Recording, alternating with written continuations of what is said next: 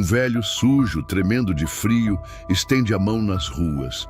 E o menino pobre faz algo que nenhum adulto teve coragem. O gesto parece simples, mas o que acontece depois vira manchete, destrói mentiras escondidas e transforma uma favela inteira. O garoto não imagina que aquele momento vai mudar sua vida, sua escola, sua mãe e até o destino de um dos homens mais poderosos do país. Antes de começarmos essa história emocionante, deixe aqui abaixo nos comentários de que cidade você está assistindo e um curtir no vídeo para continuar acompanhando. O barulho seco de uma lixeira metálica tombando no chão fez todo mundo na praça virar o pescoço ao mesmo tempo. Era fim de tarde e o calor encardido de São Paulo ainda pairava pesado sobre a pele. Caio, com a mochila surrada pendurada num ombro, limpava o suor da testa com a manga da camisa.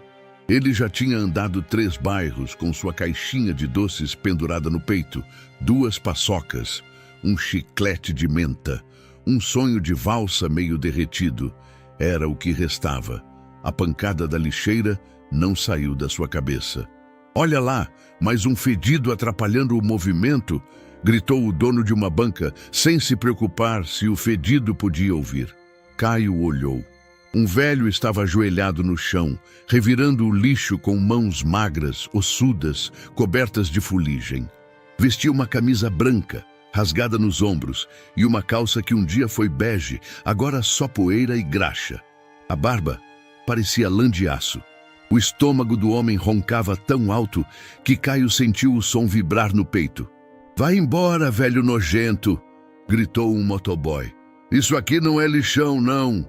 Caio não se mexeu. Sentiu uma dor pontuda atravessar o estômago. Era fome, mas também vergonha. Vergonha de ver tanta gente passando e ignorando. Sem pensar, abriu a mochila. O pão amanhecido que ele e a mãe iam dividir estava ali. Era pouco, era tudo, mas ele não conseguia olhar mais. Se aproximou devagar, ignorando os olhares tortos. O homem o encarou com os olhos fundos, quase sem cor. Assustado. "Toma, tio. É de ontem, mas dá para comer, eu juro." O velho arregalou os olhos. Olhou para o pão, depois para Caio. A mão trêmula segurou o alimento como se fosse ouro. Nenhuma palavra, só um murmúrio rouco que talvez fosse obrigado. Alguém gravava de longe. E Caio não viu. "Vai dividir o rango com o mendigo agora, é?" zombou um entregador com o celular na mão. Caio nem respondeu. Pegou a caixinha de doces e saiu andando, rápido, o coração batendo no ouvido. Corta para o barraco de madeira, 2 cômodos, uma fresta na parede de compensado por onde o vento passava gelado à noite. Dona Aparecida tossia no colchão fino, pálida. A febre subia. Caio encostou a testa na dela, quente demais. "Mãe, comi na rua, tá? Pode dormir sossegada." Ela resmungou delirando. Não tinha remédio, nem arroz. Caio tirou o sapato com buraco no dedão, sentou no chão e ficou olhando o teto por horas. No celular velho, sem crédito, só restava o modo avião. Ligou só para ver as fotos. Uma delas, ele e a mãe, sorrindo na porta do mercado onde ela trabalhava. Antes do escândalo, antes da humilhação. O estômago dele roncava, mas a imagem do velho comendo o pão devagar voltava como um soco doce. Estranhamente, doía menos do que a fome. No dia seguinte, a cidade acordou com algo diferente. O vídeo da criança que alimenta um mendigo com seu único pão estava em todas as redes sociais. A legenda era apelativa, o filtro dramático, a música de fundo com violino, viral. Milhares de compartilhamentos, gente chorando nos comentários, influenciadores repostando. Mas Caio não sabia de nada. Na rua, ele só notava que algumas pessoas o olhavam diferente, como se fosse famoso ou perigoso. No fim da tarde, no mesmo lugar, o velho estava de novo sentado no chão, agora limpando os próprios sapatos com um pedaço de papelão. Caio hesitou, mas foi até ele. "Tá melhor hoje?" O velho sorriu com os olhos. Estava mais limpo, mais alerta. A camisa ainda era rasgada, mas alguém tinha dado água. Moleque, teu nome é Caio. Caio, você tem um bom coração. E isso ninguém compra. Antes que Caio perguntasse algo, o homem levantou e saiu devagar, sumindo pela viela como um fantasma. Naquela noite, 2 homens engravatados entraram no escritório de um prédio de vidro na Avenida Paulista. Um deles segurava um tablet com o vídeo de Caio. O outro, de cabelos brancos e olhos atentos, observava em silêncio. É esse o garoto. Exatamente como o senhor queria. Nem sabia que estava sendo filmado. O velho assentiu com um leve sorriso. Era ele, seu Antônio, mas não aquele do chão da praça. Está pronto o relatório da mulher? Sim, senhor. A acusação foi plantada. Temos provas. O gerente que fez isso é da nossa rede. O silêncio voltou. O clima pesava. Prepare tudo. Esse menino vai mudar o mundo. Ou, pelo menos, o nosso. O dia que destruiu tudo começou como qualquer outro. Dona Aparecida acordou às 5 horas da manhã com o despertador de ponteiro ainda funcionando no improvisado criado mudo. Uma caixa de sapato velha. O café coado dava 3 xícaras exatas. Uma para ela, uma para Caio e uma de reserva, caso algum vizinho aparecesse para pedir açúcar ou consolo. Ela ajeitou o uniforme azul da rede de supermercados Prado Max e prendeu o cabelo em um coque apertado. O crachá, pendurado por um fio gasto, dizia Aparecida Silva, operadora de caixa. Fica com Deus, meu filho. Hoje volto mais cedo, disse beijando a testa de Caio, que ainda dormia virado para a parede, abraçado a um travesseiro que já conheceu dias mais macios. O ônibus das 6h10 veio lotado, como sempre. Ela se equilibrou entre 2 bancos, com a sacola de pano no colo e a marmita de arroz com ovo tilintando a cada curva. Ainda faltavam 2 semanas para o vale, e ela sabia que teria que esticar o feijão como nunca.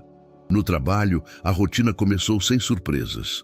Dona Aparecida já conhecia cada cliente habitual, cada colega de setor.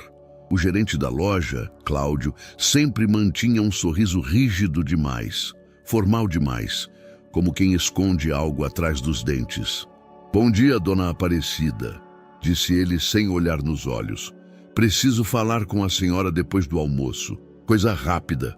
Ela assentiu com um aperto no estômago.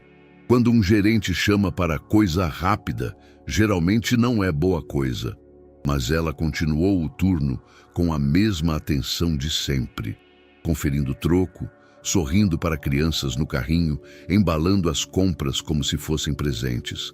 No intervalo, abriu sua marmita na copa e percebeu que esqueceram o sal no arroz. Sorriu sozinha. É só o que está faltando.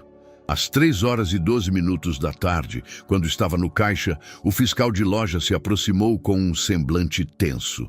Ele sussurrou algo no ponto eletrônico e acenou para Cláudio, que aguardava na porta do escritório. Dona Aparecida, me acompanhe, por favor. Os colegas pararam. O cliente do caixa, um senhor de óculos, ficou olhando em silêncio, sem entender. Ela sentiu o rosto esquentar.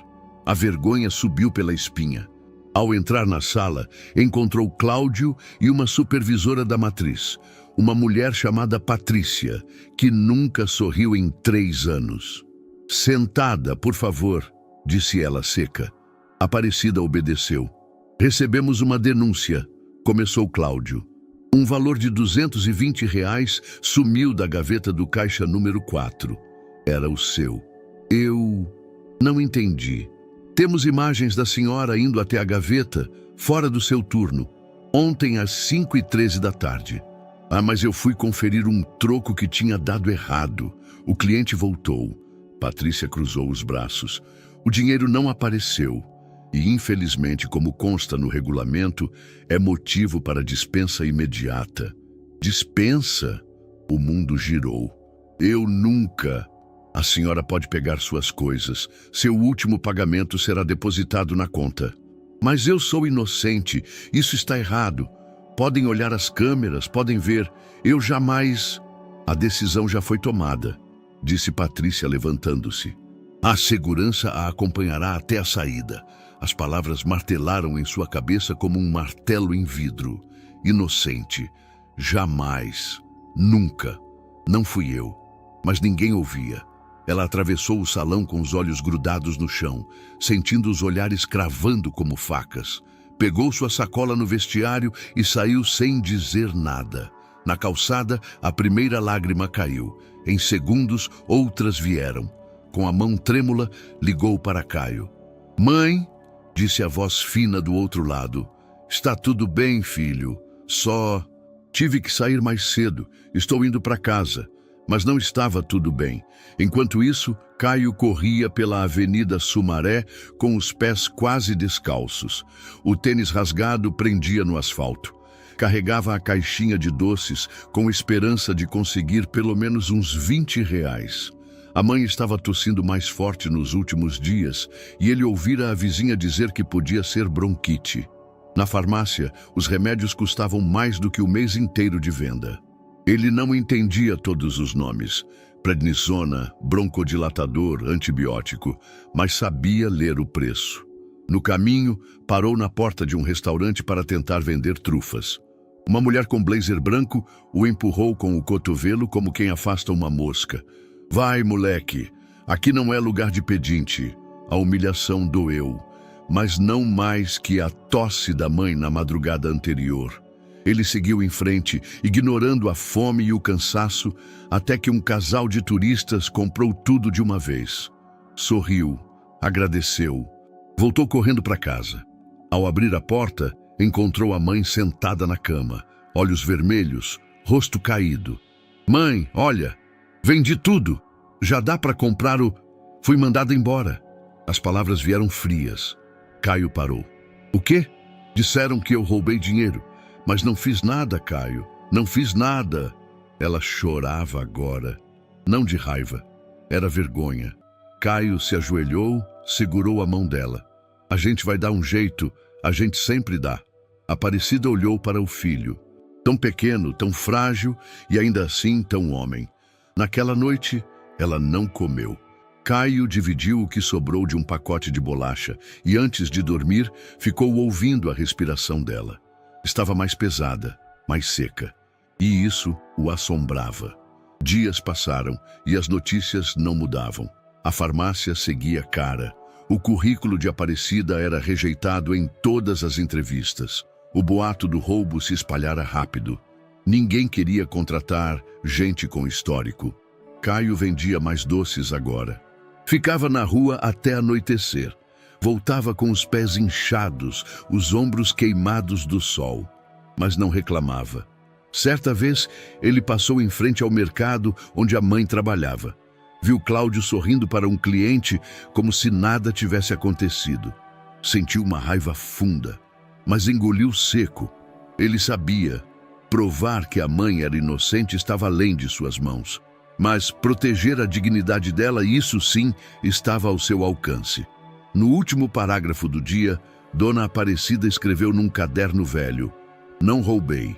Não tenho como provar, mas sigo mãe, e isso ninguém me tira." A cidade estava mais fria do que o normal naquela noite. O vento cortava pelas avenidas como navalha. O céu, encoberto por nuvens grossas, não deixava nem a lua escapar. E no meio do concreto gelado, Caio andava rápido, as mãos enterradas nos bolsos furados da jaqueta fina. Já passava das 8 da noite. Ele havia esticado as vendas até mais tarde, tentando cobrir o custo do antibiótico que a farmácia recusava vender fiado. As ruas já não tinham o mesmo movimento de antes. A maioria dos pedestres corria com sacolas nas mãos, evitando contato visual com quem estivesse parado. Ao dobrar a esquina do Largo dos Ipês, Caio viu, debaixo da marquise de uma loja fechada, o mesmo velho de antes, encolhido, os braços cruzados, tentando aquecer o próprio corpo com uma sacola plástica no colo. A camisa rasgada estava agora molhada pela chuva fina que caíra à tarde. Os sapatos estavam descolando. Caio parou, indeciso. A lembrança do pão compartilhado veio como um estalo. A voz zombeteira do motoboy também. mas ignorou tudo isso. Tio chamou, se aproximando com cautela. O velho ergueu os olhos. Eram os mesmos, fundos, mas atentos, e dessa vez reconheceram Caio imediatamente. Você é o menino do pão, murmurou tentando sorrir, apesar do frio. Tá tudo bem com o senhor? Já estive melhor, disse, entre dentes batendo. Mas não me queixo. Já vi coisa pior. Caio olhou em volta. Ninguém prestava atenção. Os carros passavam apressados, os faróis refletindo na poça d'água a poucos metros dali. Ficou uns segundos parado. Pensou na mãe. Pensou no que ela faria. Espera aqui, já volto. Correu. Subiu as ladeiras do bairro como quem foge da própria dúvida. Entrou em casa ofegante. Dona Aparecida dormia, enrolada num lençol ralo. Tossira menos naquele dia, mas ainda parecia frágil. Caio abriu o armário. Procurou entre roupas esquecidas. Achou. Um cobertor velho, puído nas pontas, mas ainda quente. Tinha cheiro de casa, de tempo. Foi presente de uma tia que já nem morava mais no estado. Voltou correndo com o cobertor nos braços. Quando chegou, o velho estava no mesmo lugar com os olhos fechados. Por um segundo, Caio achou que ele tinha desmaiado. Tio, tá me ouvindo? O homem abriu os olhos devagar. Caio se abaixou e o envolveu no cobertor, com cuidado. Isso aqui vai ajudar, não é novo, mas esquenta. O velho não falou nada, só respirou fundo, abraçando o tecido com força. Obrigado, menino. Isso ninguém faz mais. Do outro lado da rua, uma mulher assistia à cena com o celular em mãos. Ela era discreta. Estava parada na fila da padaria 24 horas e gravava sem saber exatamente por quê. O gesto a tocou. Talvez fosse a simplicidade, talvez o contraste. Gravou pouco mais de 40 segundos e postou. Legenda curta. Menino ajuda morador de rua com cobertor. Emocionante. Sem hashtags, sem filtros. Na internet, as coisas não precisam de muito para incendiar. Caio voltou para casa sem saber que estava nas mãos de centenas de desconhecidos.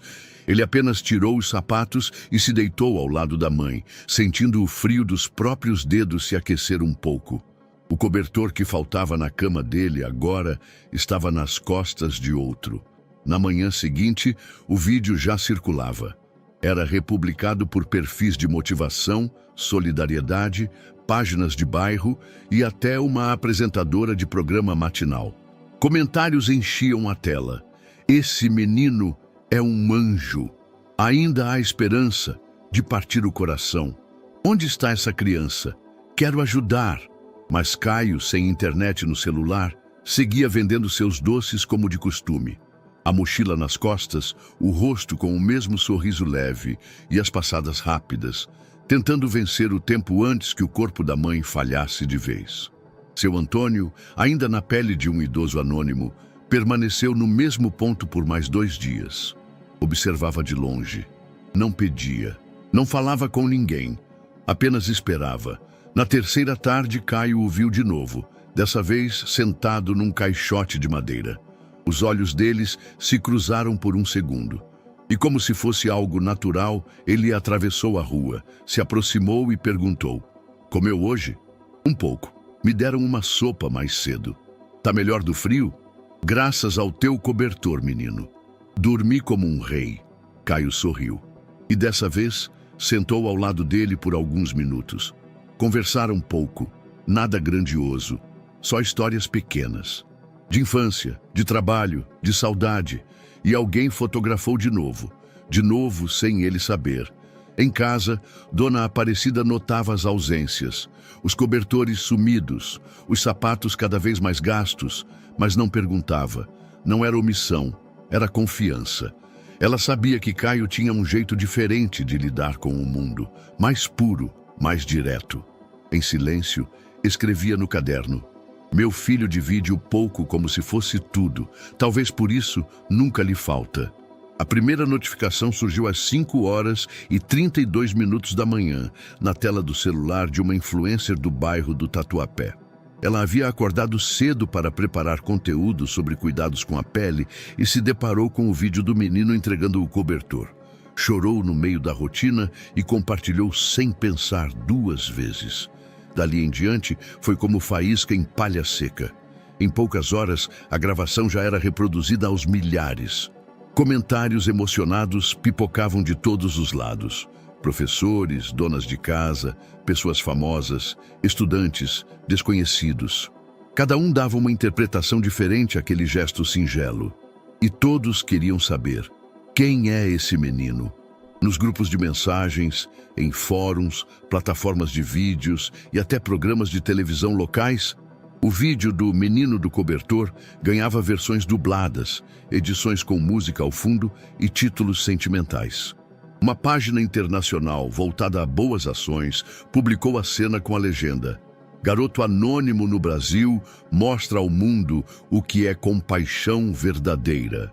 Enquanto isso, Caio ainda vendia seus doces na Avenida Angélica, completamente alheio à atenção que ganhava. A mochila gasta, a caixa pendurada no pescoço, os passos ligeiros entre os carros no semáforo. O mundo dele era outro, feito de buzinas, moedas suadas e olhos que evitavam contato. Naquela manhã, no entanto, algo diferente aconteceu. "Ei, garoto!" gritou um segurança à porta de uma lanchonete. "Vai saindo daqui!" Caio parou. Nem tinha falado com ninguém ainda. "Eu só ia oferecer um chocolate. Já disse que não pode. Some daqui. Não vamos deixar você espantar os clientes." O segurança jovem, mal encarado, empurrou Caio com o antebraço. O menino tropeçou na calçada. A caixa de bombons caiu no chão. 2 trufas rolaram até o meio-fio. Ninguém se moveu para ajudar. Uma senhora fez cara de pena. Um entregador passou direto. Caio recolheu tudo sem dizer uma palavra. Enfiou os doces de volta na caixa e seguiu caminhando com os olhos baixos. A dor no estômago se misturava com algo mais amargo que fome. Humilhação. Ele se afastou, procurando outro ponto. Vender era necessidade, não opção. Na outra ponta da cidade, um repórter jovem assistia ao vídeo pela 4ª vez. O editor o chamou. "Encontrou o garoto?" "Estou procurando. Consegui identificar a padaria do vídeo. É no centro antigo. Vou até lá agora." A caçada começava. E ele não era o único. Um produtor independente também estava em busca. Uma jornalista de um programa matinal começava a levantar informações. A comoção se espalhava. O rosto de Caio estava por toda parte, menos para ele mesmo.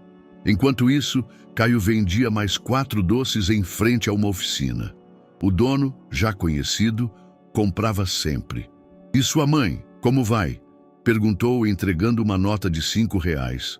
"Está melhorando, acho", respondeu Caio, tentando sorrir. "Ainda falta um remédio. Deus vai ajudar, moleque. Você é valente." Caio agradeceu, guardou o dinheiro com cuidado e seguiu o caminho. Mais tarde, seu Antônio voltou a se sentar sob a marquise. Camisa suja, jornal no colo, olhos atentos sob o boné. Também tinha visto o vídeo, e os comentários, e o barulho, mas manteve o silêncio. Observava. Dona Aparecida começou a notar olhares diferentes nas ruas. Na fila do mercadinho, uma vizinha a abordou. "O seu menino é o Caio, não é? Aquele do cobertor?" Ela confirmou com um leve aceno. "Vi uma filmagem hoje. Chorei feito criança." Aparecida carregou essa informação o dia inteiro.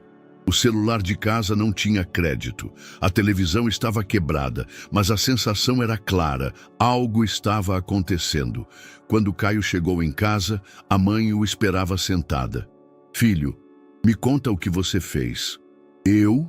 Estão dizendo que apareceu uma gravação sua, ajudando um senhor, é verdade?" Caio abaixou os olhos. "Eu só dei um cobertor para ele, mãe. Estava com frio, só isso." Ela sorriu. Passou a mão em seu rosto. "Obrigada por ser você." Na manhã seguinte, um homem com câmera e bloco de notas circulava pela praça da Marquise.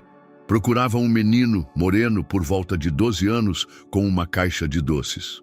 Mostrava uma foto congelada da gravação. "Já vi por aqui." Mas faz uns dias, respondeu uma vendedora. Ele tem rede social? Algum parente, endereço? Se tem, nunca contou, ele anda sozinho, é respeitoso, vem, vende e vai embora. O jornalista caminhou mais. Perguntou a motoboys, camelôs, atendentes. Vários reconheceram o rosto, mas ninguém sabia onde encontrá-lo. Era como procurar um vento. Outros profissionais da imprensa apareceram nos dias seguintes. A busca crescia. E Caio percebia, notava as câmeras, o jeito como apontavam celulares, e isso o deixava inseguro. Começou a mudar de rua, evitava conversar, ficava menos tempo nos pontos conhecidos.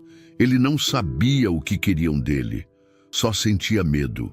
Um homem de terno o abordou oferecendo R$ 100 por uma entrevista. Só quero ouvir sua história, é rápida, você vai gostar. Caio negou com a cabeça, saiu correndo. Na mente do menino tudo era confuso. Ele apenas queria que a mãe melhorasse. Enquanto isso, as edições do vídeo seguiam circulando, agora com frases sobre desigualdade, empatia e fé na humanidade. Caio virara símbolo, sem querer. Mas ainda dormia no mesmo colchão, dividindo o arroz com sal, com a mesma preocupação no coração. O amanhã. Seu Antônio de longe anotava em seu caderno preto. A bondade verdadeira não precisa de palco. Menino com alma velha, silêncio também é coragem. O escritório de seu Antônio ficava no 31º andar de um edifício de fachada espelhada, no coração financeiro da cidade. De lá, via-se o horizonte quebrado por prédios altos e helicópteros circulando como insetos em volta da riqueza. Era um contraste gritante para quem, na véspera, dormira debaixo de uma marquise com um cobertor emprestado por um garoto. Naquela manhã, ele usava um terno cinza escuro perfeitamente alinhado, sapatos italianos, relógio de ponteiros clássicos. Mas o olhar, esse seguia cansado, marcado por anos de observação e silêncio. Sobre a mesa de vidro havia 2 objetos: o tablet com o vídeo do menino e um caderno preto, rabiscado à mão, com páginas cheias de frases curtas e nomes sublinhados. A porta se abriu devagar.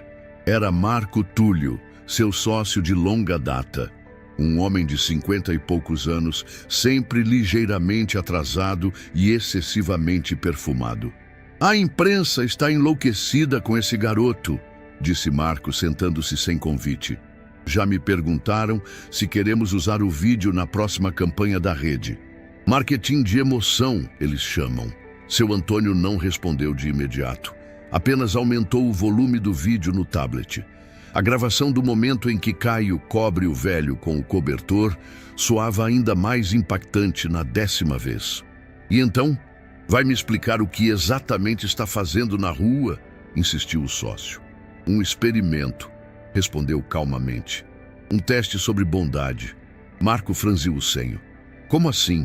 Estava cansado de reuniões sobre engajamento social com gráficos frios.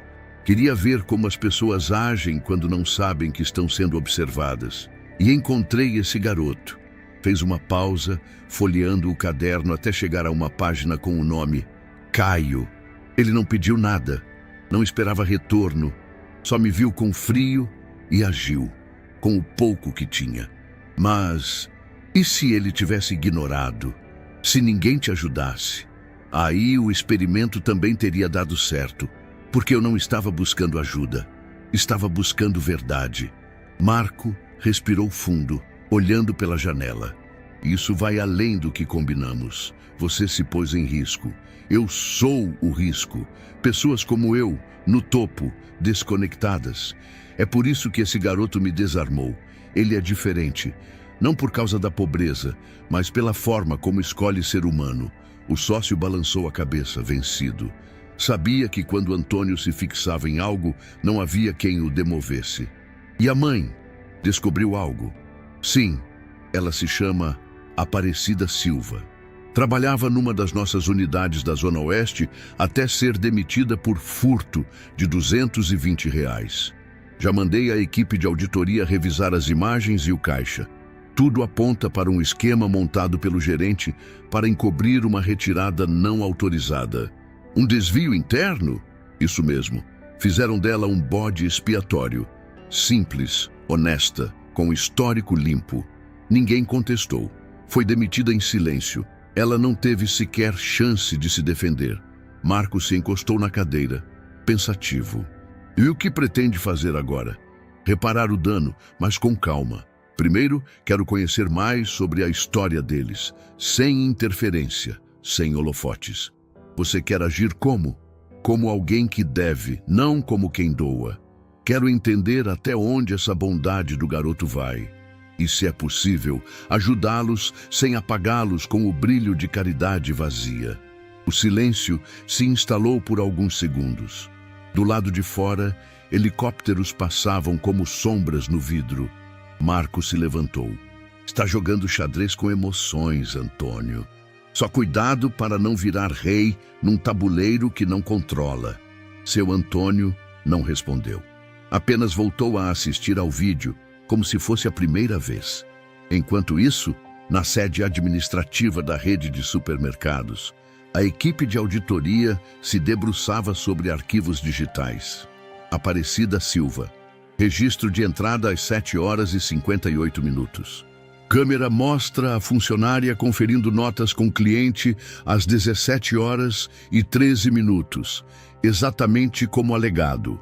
Logo depois, câmera interna mostra o gerente Cláudio entrando na sala de supervisão às 17h20. Imagens anteriores mostram ele mexendo na gaveta de dinheiro antes do fechamento. Nenhuma anotação oficial registrada. O relatório saiu às 20h, com selo vermelho. Indícios claros de manipulação de provas e falsificação de registros internos. A prova estava feita. O erro tinha nome, data e agora consequências. Seu Antônio leu o dossiê ainda naquela noite. Cada linha era um golpe de vergonha. Ele conhecia bem o perfil dos gerentes que contratava. Metas, pressão, aparência. Mas falhara em acompanhar o efeito humano disso tudo. Dona Aparecida era apenas mais um número no RH. Ou era, até seu filho mostrar, com um cobertor gasto, o que significa dignidade. Na manhã seguinte, Antônio fez algo incomum. Pegou o carro pessoal e dirigiu até um bairro modesto da Zona Norte, sem seguranças, sem assessores. Estacionou discretamente numa rua de terra batida, onde galinhas dividiam espaço com crianças correndo descalças. Passou devagar por becos, observando fachadas simples, roupas no varal, rádios tocando alto. Viu um garoto de costas, camisa fina, uma mochila puída, vendendo doces de porta em porta. Era ele. Não o abordou. Apenas anotou algo em seu caderno. Mesmo fora do centro, ele continua. A necessidade não muda o caráter. Mais tarde, de volta ao escritório, Antônio reuniu 2 gerentes do setor jurídico. Quero todas as implicações legais do caso Aparecida. Verifiquem possibilidades de reparação pública e reversão do desligamento. Mas nada de publicidade. Ainda não. E sobre o gerente envolvido? Será desligado com justa causa, mas também sem estardalhaço. Primeiro, cuidamos da vítima. Entendido, senhor. Antônio olhou para a janela.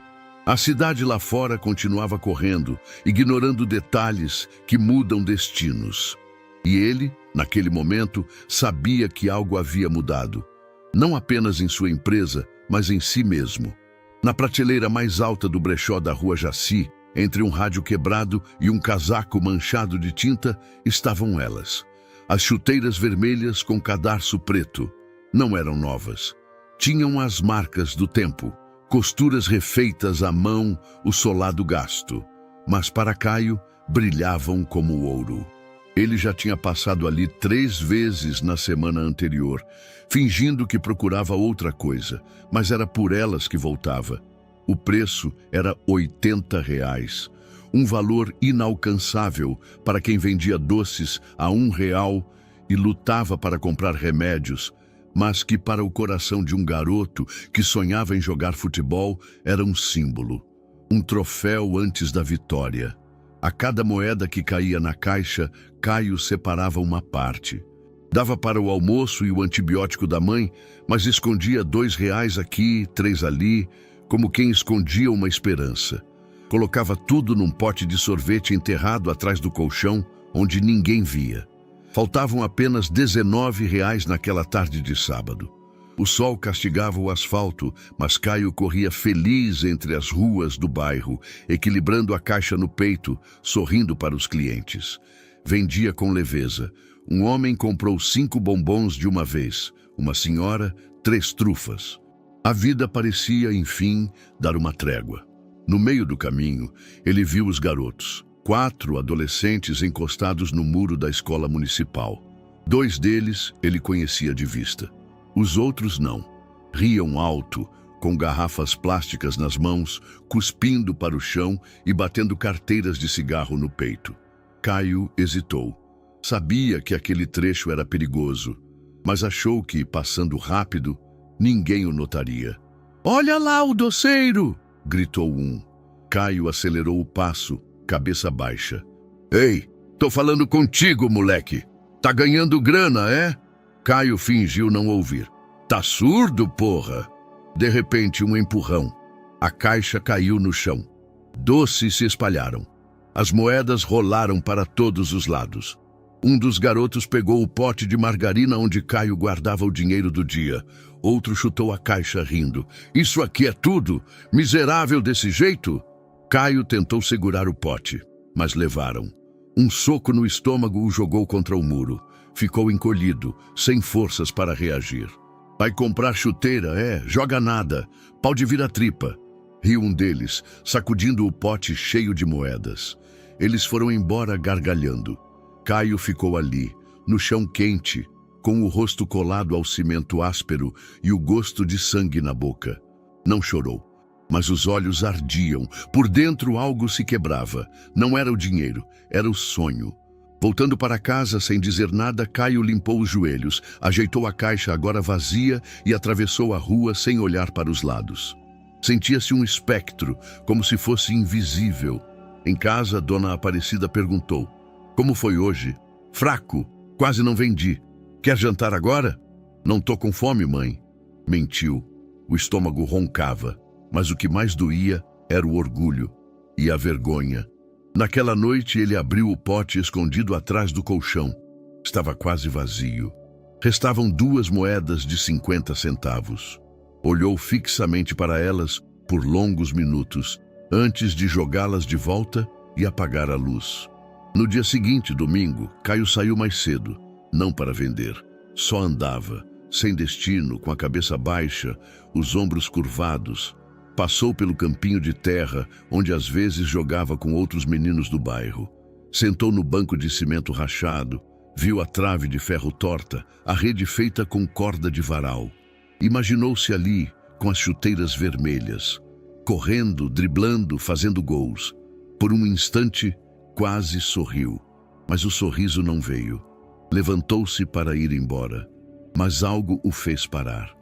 Um homem se aproximava devagar, carregando uma sacola branca, camisa desbotada, calça jeans limpa, mas antiga, chapéu de aba curta. Era ele, o senhor que Caio havia ajudado, o mesmo que dormira sob a marquise, agora com passos mais firmes. "Caio, não é?" O menino assentiu surpreso. Não sabia que ele sabia seu nome. "Posso me sentar?" "Claro." O velho se sentou ao lado dele, tirou a sacola do colo e pousou no banco. "Você me deu um cobertor quando ninguém me olhava. Salvou minha noite." Caio ficou em silêncio, sem saber o que responder. "E ontem vi o que aconteceu com você." O menino franziu o senho. "Estava por perto. Não pude impedir. Me perdoa por isso. Mas trouxe algo para você." Abriu a sacola e de dentro tirou um par de chuteiras vermelhas com cadarço preto, novas, brilhantes, o mesmo modelo do brechó, só que limpas, intocadas, com cheiro de couro novo. Caio arregalou os olhos, engoliu em seco. "Isso não pode... Pode sim. Deve. Você não pediu. E é por isso que merece." O garoto pegou as chuteiras com as mãos trêmulas, passou os dedos sobre o solado. Chegou a encostar o rosto, como se precisasse sentir que era real. Mas por quê? Porque o mundo precisa retribuir quando encontra alguém como você. E às vezes, a gente só precisa de um empurrão para continuar acreditando. Caio não conseguiu dizer nada. Só abraçou as chuteiras contra o peito, segurando as lágrimas com a força de um muro. O velho se levantou devagar. Cuida bem delas, mas cuida mais ainda de quem você é, porque isso ninguém te tira. E foi embora. Caio ficou ali, com o coração disparado, como se tivesse feito um gol no último segundo de uma final. O sonho não estava queimado, só adormecido por instantes. Ele se levantou, calçou as chuteiras, ainda que não fosse jogar. Deu os primeiros passos com elas e sentiu, enfim, que podia correr de novo. O dia amanheceu abafado. Um calor pesado que parecia se infiltrar pelas frestas do teto e grudar na pele feito poeira úmida. Caio acordou antes do sol aparecer por completo. Sentiu o corpo da mãe ainda encolhido ao lado, envolto num cobertor leve. O som da respiração dela já não era o mesmo. Havia um chiado áspero, como se cada ar puxado viesse por um funil estreito. Ele se levantou devagar, tentou não fazer barulho. Foi até a cozinha. A chaleira tinha uma xícara de água. Seria para o café, mas não tinha pó. Na geladeira, 2 ovos. No armário, um resto de arroz. Ele dividiu tudo, fritou um ovo, improvisou um prato. Queria que ela comesse algo antes de sair. Quando voltou ao quarto, ela ainda estava com os olhos fechados. Suava. Mãe, tá com febre? Aparecida abriu os olhos devagar, como se cada pálpebra pesasse 1 quilo. Tentou sorrir. Acho que é só cansaço, filho. Fiz um ovo. Quer comer? Já. Só me deixa descansar mais um pouco. Caio hesitou, mas acreditou. Saiu para vender cedo naquele dia, chutando pedrinhas pelo caminho, com a caixa de doces leve no peito e as chuteiras novas nos pés. Pensava em jogar bola mais tarde, talvez. Pensava em mostrar para a mãe como corria melhor agora. Não imaginava que não teria tempo. Pouco depois das 11 horas da manhã, a vizinha do lado, Dona Teresa, ouviu um baque seco vindo do quarto ao lado. Correu. A porta estava destrancada. Encontrou Dona Aparecida caída no chão, entre a cama e a cômoda, com os olhos revirados e a pele mais pálida que de costume. Aparecida! Aparecida! Ela tocou o pescoço. O pulso estava fraco, os lábios secos. Correu para chamar ajuda. Caio estava a 2 quadras dali quando um menino veio correndo em sua direção gritando: "É sua mãe! Vem rápido!" Ele não pensou. Largou a caixa, disparou pelo asfalto, quase tropeçando nas próprias pernas. Chegou em casa com o peito explodindo. Ao entrar, a cena o atingiu como um soco no estômago. Dona Aparecida no chão, os olhos semicerrados, a cabeça tombada para o lado. "Mãe! Mãe!" Ele se ajoelhou, segurando o rosto dela com as mãos pequenas e desesperadas. "Fala comigo, pelo amor de Deus." Dona Teresa ligava para os números da emergência, mas ninguém atendia. As linhas estavam ocupadas. Tentou de novo. E de novo. Enquanto isso, Caio chorava sem controle. "A gente precisa de um carro. Alguém tem carro?" gritou a vizinha. Um vizinho do fim da rua, seu Genival, apareceu com um Fusca verde. Ajudaram a colocar a Aparecida no banco de trás, com um lençol cobrindo as pernas. Caio entrou junto, segurando a mão dela o caminho inteiro, murmurando: "Vai ficar tudo bem, mãe. Vai ficar tudo bem." No hospital municipal, o atendimento foi imediato. Passaram-na para uma maca. Mediram a pressão, aplicaram oxigênio, conectaram soro. Caio ficou do lado de fora, sentado numa cadeira de plástico com a cabeça entre os joelhos. As mãos tremiam, os olhos ardiam. Sentia-se um grão de areia numa tempestade. Uma enfermeira se aproximou minutos depois. "Você é o filho dela?" "Sou. Ela vai precisar de repouso absoluto. Está com infecção respiratória grave e desidratação. Vamos manter internada por observação. Ela vai ficar bem? A mulher hesitou. Vamos fazer o possível, mas os medicamentos que ela precisa não temos aqui. São caros. Está com alguém da família? Caio balançou a cabeça. Só eu. Ela entregou um papel. Aqui está a lista dos remédios. Veja se consegue em alguma farmácia. Tente pelo menos o antibiótico. Ele pegou a receita com as mãos molhadas de suor. Leu os nomes que não compreendia. 2 medicamentos de nomes longos. 1 frasco e 2 comprimidos. Isso custa quanto? Uns R$ 130, talvez mais. A frase caiu como um tijolo. Ele nem tinha R$ 1 no bolso. Saiu do hospital com a receita na mão, andando sem rumo. Parou na frente da farmácia mais próxima. Entrou, mostrou o papel ao balconista. Quanto que dá? R$ 135. Tem como pagar depois? Infelizmente não. Só vendemos com pagamento à vista. Caio saiu calado. Encostou-se à parede do lado de fora. A cidade seguia com barulho, buzinas, correria. Mas dentro dele, tudo estava em silêncio. Pela primeira vez, pensou que talvez não fosse suficiente, que talvez não pudesse proteger a mãe. Sentou na calçada. As chuteiras ainda brilhavam nos pés. Mas naquele momento, pareciam distantes, como se não fossem dele, como se não fossem para ele. Chorou, não como menino, mas como quem já viveu demais. Chorou pela impotência, pela dor de ver a única pessoa que o protegia agora à mercê de um remédio que ele não podia pagar. Enquanto esperava a noite cair, voltou ao hospital. Passou por corredores cinzentos até o leito onde a mãe dormia. Estava ligada a fios, com máscara de oxigênio. O chiado da respiração continuava. Ele se sentou ao lado dela, segurou sua mão e sussurrou. Eu vou dar um jeito, mãe. Eu prometo. Mesmo que ninguém me veja, mesmo que eu esteja sozinho. Aparecida não respondeu, mas seus dedos apertaram os dele levemente, como se dissesse, eu acredito em você.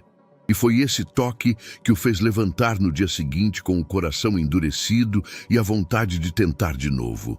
A sala de reuniões da sede administrativa da Rede Prado Max estava gelada. O ar-condicionado zumbia sem trégua, indiferente à tensão que se formava no ar. 3 homens sentavam-se diante de uma tela de projeção. O gerente regional da Zona Oeste, Cláudio, o mesmo que assinara a demissão de Dona Aparecida, mantinha as mãos entrelaçadas sobre a mesa. Ao seu lado, 2 supervisores da área de fiscalização interna. Nenhum deles sabia por que foram chamados naquela manhã. Do outro lado da mesa, seu Antônio entrou em silêncio. Diferente de outros dias, vestia uma camisa de colarinho aberta, sem gravata, mas os olhos estavam mais duros do que nunca. Bom dia, vamos direto ao ponto, disse sem se sentar. Ligou o projetor. A primeira imagem era do sistema de câmeras da loja de Aparecida. Mostrava ela no caixa, atendendo um cliente. Depois, um corte. Cláudio entrando no setor de supervisão com um envelope na mão. Outra sequência, Cláudio abrindo a gaveta do caixa fora do horário de expediente. Depois, digitando algo rapidamente no computador. Mais um corte. A planilha digital sendo alterada. Os supervisores trocaram olhares. Cláudio ficou imóvel. Estas imagens, disse Antônio com a voz controlada, foram recuperadas pelo setor de auditoria da matriz, após um pedido especial meu. Foram analisadas por peritos contratados. Nenhuma edição, nenhum corte externo. O que está aqui é a verdade. Cláudio engoliu em seco. Senhor Antônio, eu posso explicar? Não, não pode, interrompeu. Você não pode explicar por que incriminou uma funcionária inocente, constrangeu uma mulher trabalhadora na frente de toda a equipe, manchou o nome dela e a demitiu sem apuração justa. Um silêncio pesado se instalou. O zumbido do ar-condicionado pareceu mais alto. Eu vou levar esse caso à imprensa, continuou Antônio. Não como ataque à empresa, mas como acerto de contas com a verdade. Isso não pode se repetir. Um dos supervisores tentou intervir. Senhor, Isso pode causar danos à imagem da rede, maior do que causar danos à vida de uma mãe honesta, cortou Antônio. Cláudio mantinha os olhos fixos na mesa. A senhora Aparecida Silva será notificada formalmente da sua inocência. Seus direitos trabalhistas serão reativados e corrigidos. E você, disse olhando fixamente para Cláudio, está desligado por justa causa, sem indenização, sem carta branca. Ele levantou, desligou o projetor e saiu sem dizer mais nada. Enquanto a verdade era restaurada no alto da cidade, nas ruas, Caio enfrentava outro tipo de tormenta. Depois de visitar a mãe no hospital, onde ela ainda permanecia sedada, ele voltou ao seu ponto de vendas. Tentava manter a rotina, vender algumas balas, pagar o antibiótico, manter a cabeça ocupada, mas não estava mais sozinho. Desde a viralização do vídeo do cobertor, ele notava olhares. E agora eles vinham com câmeras. É ele, é o menino do vídeo. Ei, garoto, pode dar uma palavrinha? Como você se sente sendo chamado de símbolo de esperança? Caio congelou. 3 pessoas se aproximaram com microfones improvisados, celulares ligados. Uma mulher sorriu com uma expressão que queria parecer gentil, mas parecia invasiva. Só queremos conversar, entender sua história. Não precisa ter medo, mas Caio teve. A reação foi instantânea. Ele virou de costas e correu. Disparou pela calçada, virou a esquina, entrou por vielas que só ele conhecia. O coração batia alto, os passos ecoavam no asfalto rachado. Correu até chegar à casa da vizinha, Dona Teresa, e bateu com força. Deixa eu ficar aqui um pouco, por favor. Ela o acolheu sem perguntas. Deu-lhe um copo d'água, fechou a cortina e desligou a televisão. Caio ficou sentado no sofá, tentando entender o que estava acontecendo. Por que estão atrás de mim? Estão falando que você fez algo lindo, Caio, que é especial. Mas eu não fiz para aparecer, só queria ajudar. Ela segurou a mão dele. Às vezes, o bem que a gente faz acaba gritando mais alto do que a gente queria e assusta. Mas você não fez nada errado. Nada. Caio respirou fundo, sem saber se isso era um alívio ou uma prisão. No final daquele mesmo dia, em uma sala escura, seu Antônio revia o vídeo do cobertor pela enésima vez. Desta vez, não com emoção, mas com propósito. Pegou o telefone e ligou para a assessoria de imprensa. Quero redigir uma nota oficial, assinada por mim, explicando o ocorrido com Aparecida Silva, pedindo desculpas e assumindo o erro da empresa, mas sem expor o menino ainda. Ele não está pronto, e nem é sobre isso. Do outro lado da linha, silêncio. Depois, a resposta. Entendido, senhor. Ele desligou e escreveu à mão no caderno preto. O mundo verá o erro, mas ele não precisa ver a dor. A rua estava tranquila naquela tarde nublada. As nuvens cobriam o céu com um cinza melancólico, mas o calor ainda se fazia presente no chão e nas paredes estreitas do bairro. Caio voltava do hospital com passos lentos, o corpo cansado de mais um dia entre farmácias, olhares curiosos e pensamentos que não encontravam lugar para repousar. A mãe tinha melhorado um pouco, os remédios enfim estavam fazendo efeito. Mas seu rosto ainda carregava o peso de semanas difíceis e sua voz ainda vinha fraca. Ao dobrar a esquina de casa, Caio parou. Um carro preto estava estacionado em frente ao portão. Brilhava como se fosse de outro mundo, sem arranhões, sem poeira, sem o som barulhento dos motores que ele conhecia. Um homem em terno cinza estava parado junto à porta do barraco. Era ele, o velho da praça. Mas agora, não mais com roupas rasgadas ou olhar perdido. Estava limpo, elegante, de postura firme, as mãos cruzadas nas costas e o olhar fixo na entrada da casa. Caio ficou parado por um momento. O coração acelerou. Um arrepio subiu pelas costas. Ele se aproximou devagar. Tio! O homem virou-se com um sorriso leve. Oi, Caio. Posso entrar? Caio assentiu. ainda sem entender. Dentro de casa, Dona Aparecida estava sentada na cama, apoiada por 2 almofadas, coberta com um lençol leve. Quando viu o homem entrando, tentou se levantar. "Moço, o senhor está perdido?" "De forma alguma, Dona Aparecida. Vim aqui porque preciso dizer algo muito importante. E agradecer." Ela franziu o senho, confusa. Caio ficou parado à porta, observando a cena como se estivesse dentro de um sonho confuso. O homem tirou um cartão do bolso e o colocou sobre a mesinha ao lado da cama. "Meu nome é Antônio Bastos. Sou proprietário da rede Prado Max. A senhora trabalhou para mim." O silêncio que se seguiu pareceu engolir o cômodo. Dona Aparecida levou a mão à boca. Os olhos se encheram de lágrimas. "O senhor é o dono?"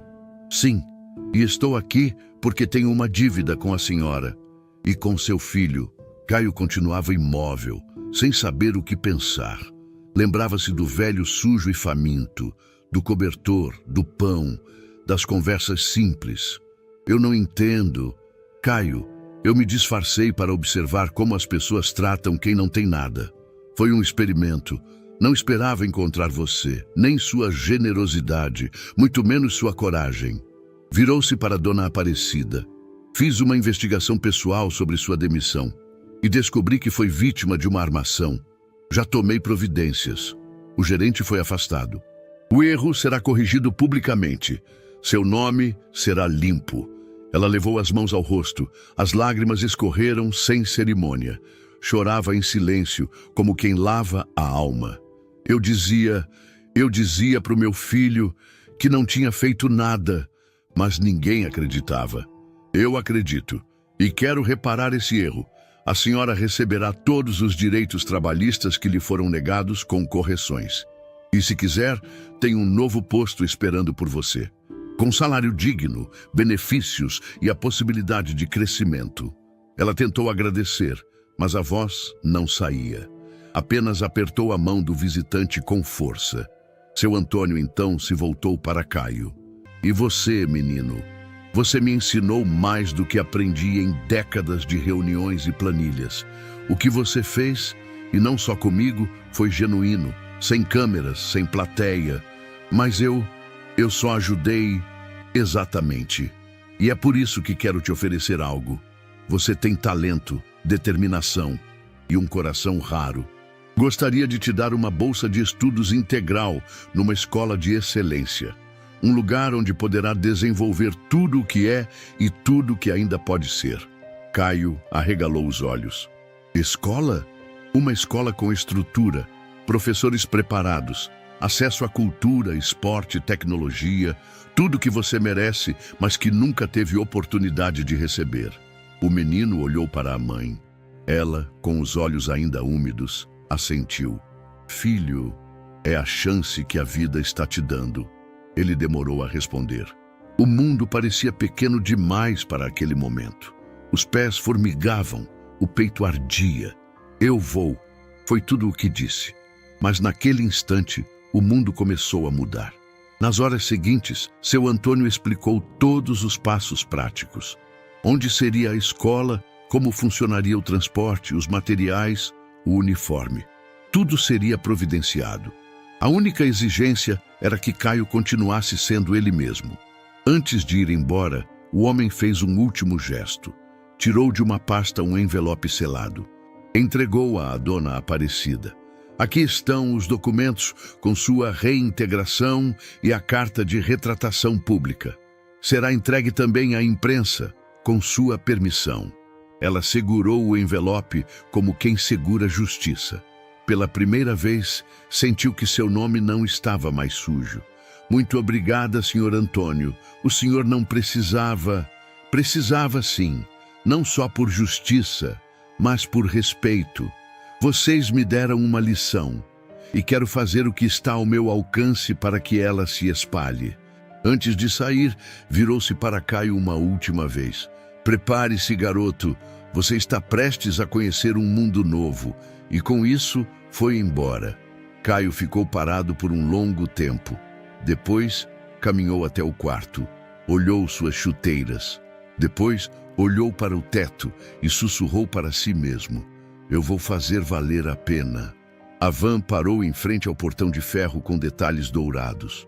Acima dele, o letreiro em letras firmes: Colégio São Gabriel dos Campos do lado de dentro, um jardim com palmeiras podadas em linha reta, um lago artificial com peixes coloridos e um prédio branco de 2 andares com janelas grandes. Os degraus eram de mármore. O silêncio ali era outro.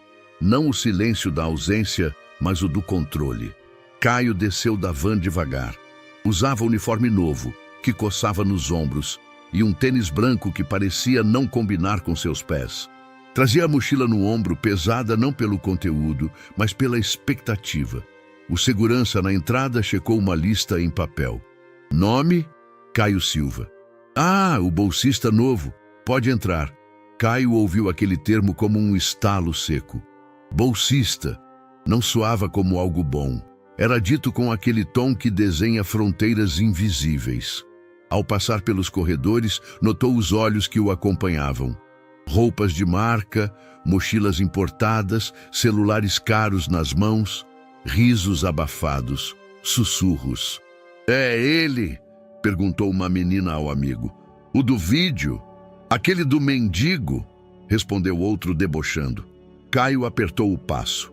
A sala do 8º ano era a segunda à esquerda. Entrou em silêncio. A professora ainda não havia chegado. O burburinho aumentou. Olha o tênis dele. É fake, certeza. Aposto que nem tem Wi-Fi em casa. Caio sentou na última carteira. Apoiou os cotovelos na mesa e tentou ignorar. Mas o zumbido das vozes cutucava o estômago. Ele queria estar em qualquer outro lugar.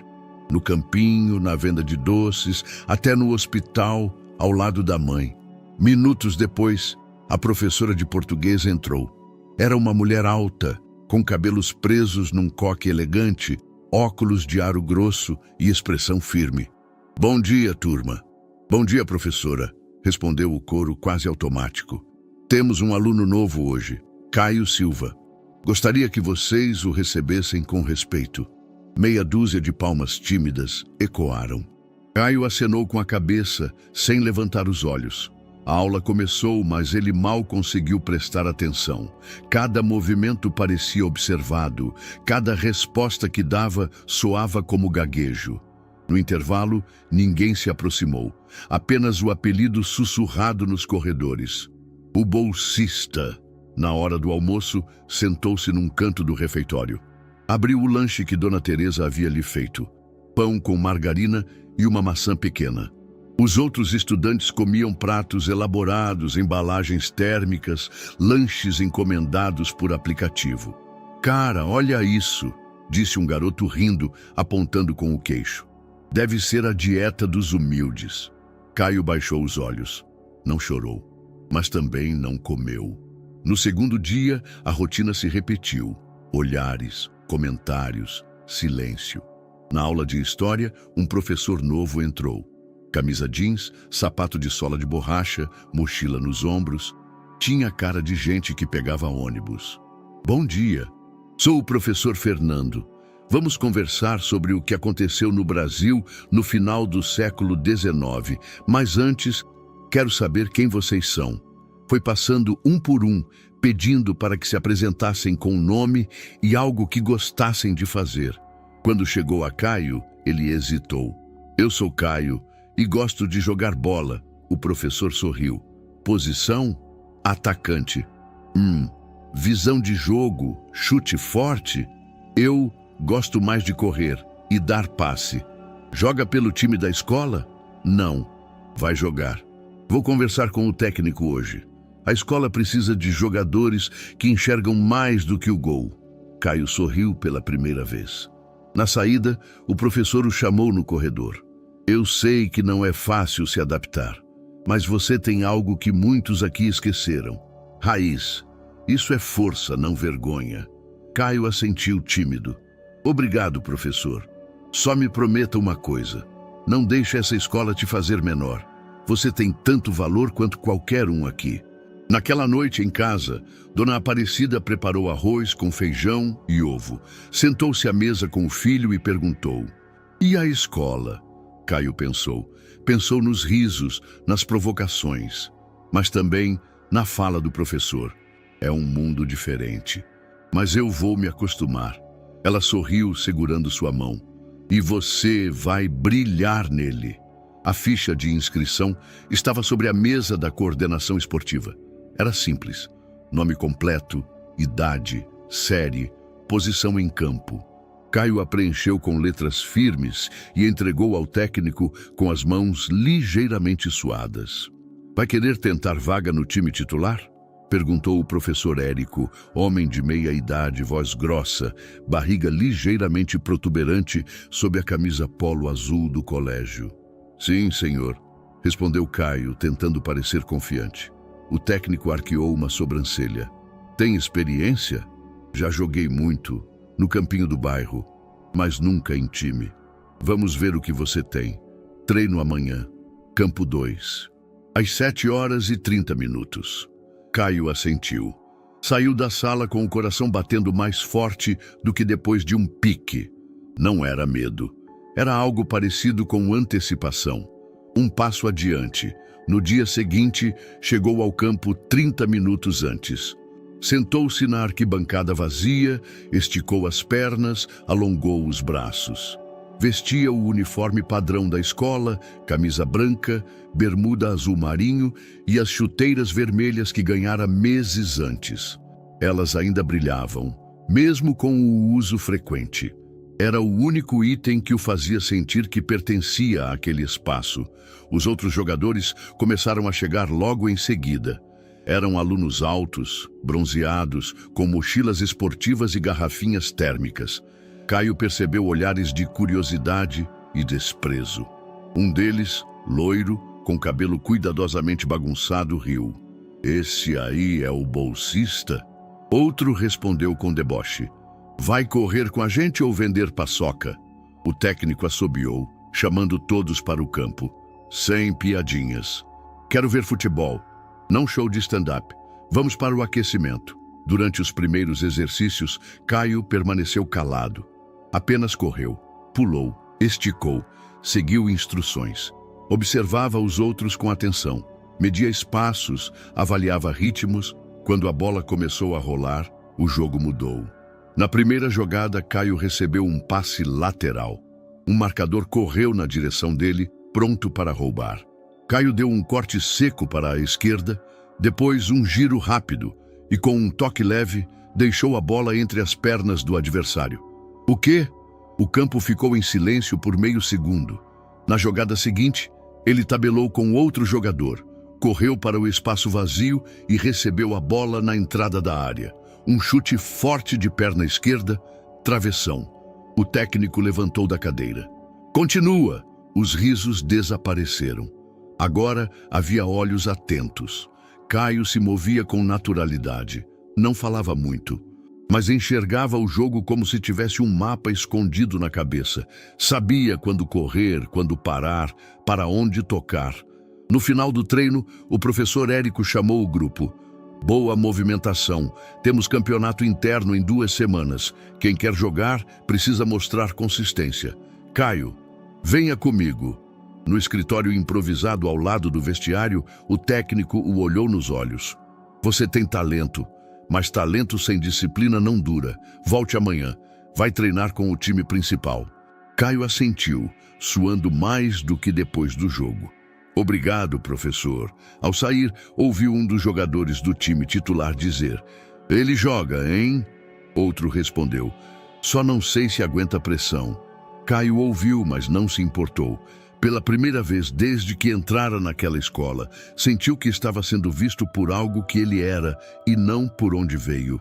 Na semana seguinte, os treinos se intensificaram. Professor Fernando, o de História, apareceu um dia no campo. Vim ver como o nosso armador está se saindo. Tô tentando, respondeu Caio ofegante. Você faz mais do que tentar. Lembra da aula sobre Dom Pedro II? Não se ganha um jogo só com força. Tem que saber o momento de recuar. O futebol também é estratégia. Caio sorriu. Guardava cada palavra como se fosse um ensinamento de ouro. 2 semanas depois, o campeonato interno começou.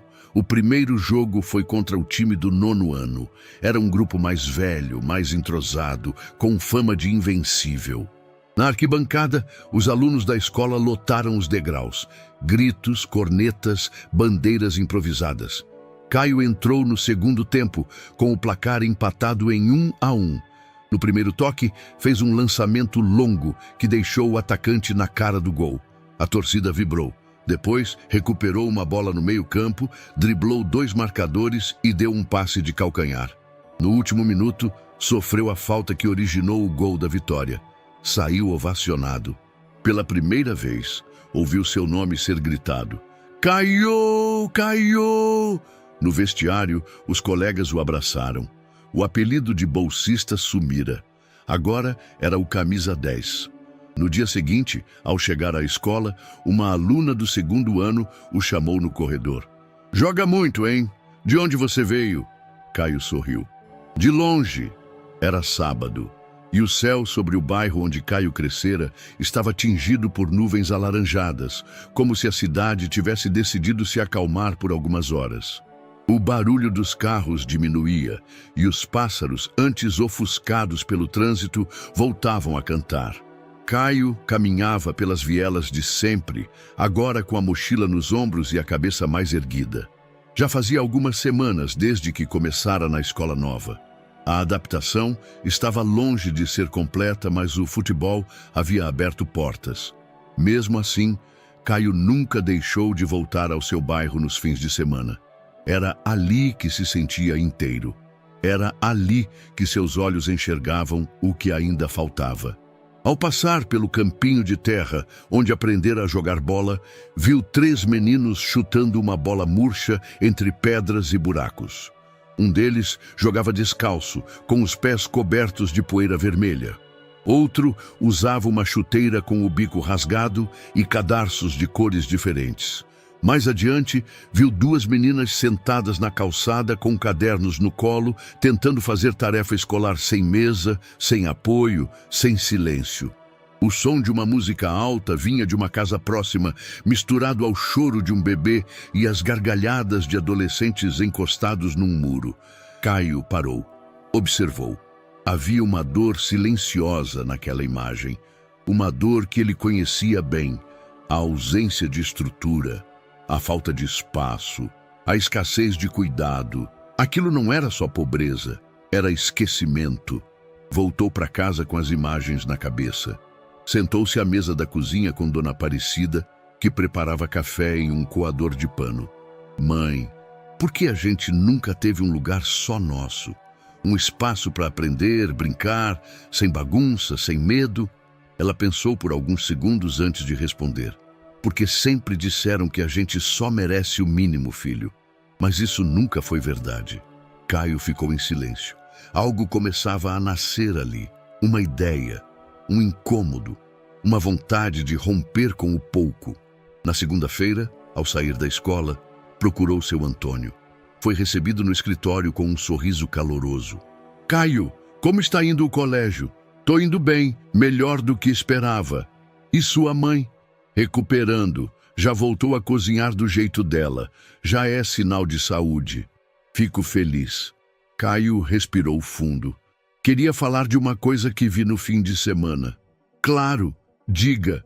No meu bairro tem muita criança que não tem onde estudar direito, nem brincar, nem aprender nada além da escola. Não tem curso, não tem quadra, não tem biblioteca, só rua e barulho. Antônio o observava com atenção. Continue. Eu pensei, se existisse um lugar só para elas. Um espaço onde pudessem aprender música, leitura, jogar bola num campo de verdade, sem cobrança, sem medo, só crescer. O empresário se recostou na cadeira. O silêncio durou o tempo exato entre uma respiração e outra. Um centro educacional? Caio assentiu. É, mas com tudo junto. Um lugar onde a criança se sinta importante, onde entenda que pode mais do que disseram a ela. Antônio sorriu de leve. Os olhos brilharam. Você tem ideia de onde esse lugar poderia ser? Tem um prédio velho lá perto do campinho. Era um depósito de sucata. Tá abandonado faz anos.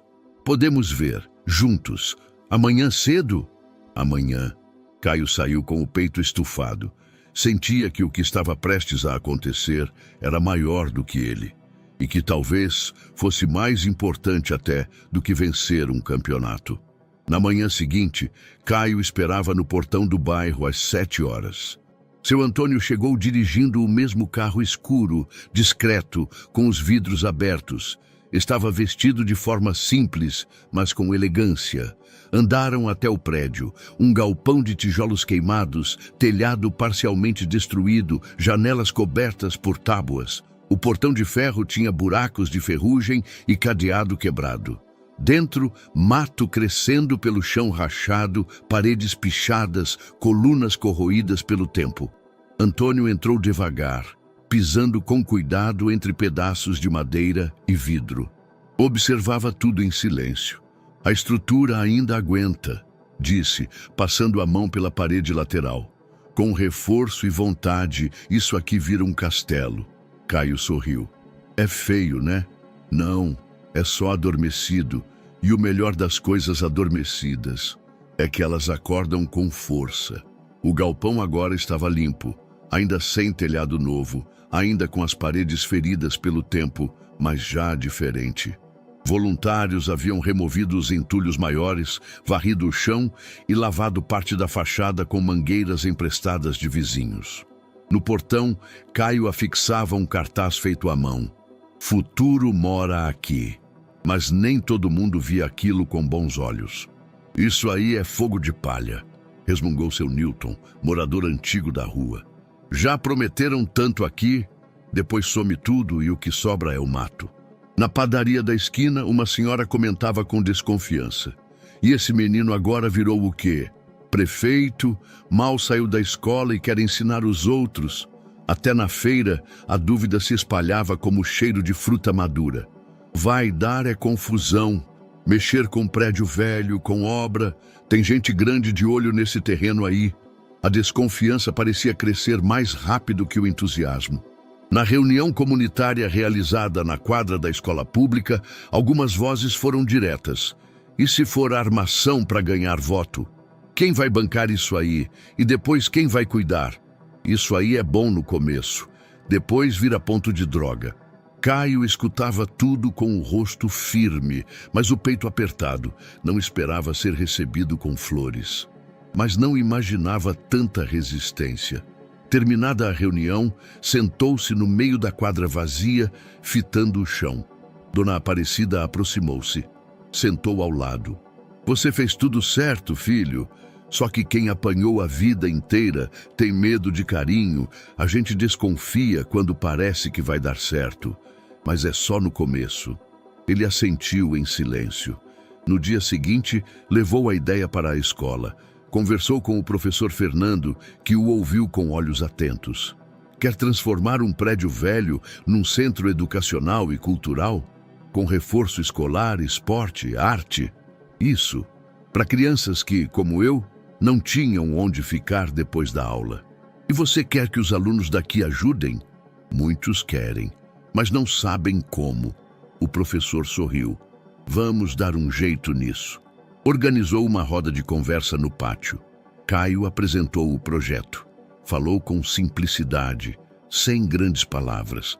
Mostrou fotos do prédio, contou como limpou o chão com a ajuda dos vizinhos, como sonhava ver uma biblioteca onde hoje havia mofo. No início, olhares dispersos, mas depois, mãos se levantaram. Posso ajudar a pintar. Tenho uns livros em casa. Posso doar. Meus pais são pedreiros. Posso falar com eles. Na semana seguinte, um grupo de 10 alunos da escola passou o sábado ajudando na limpeza.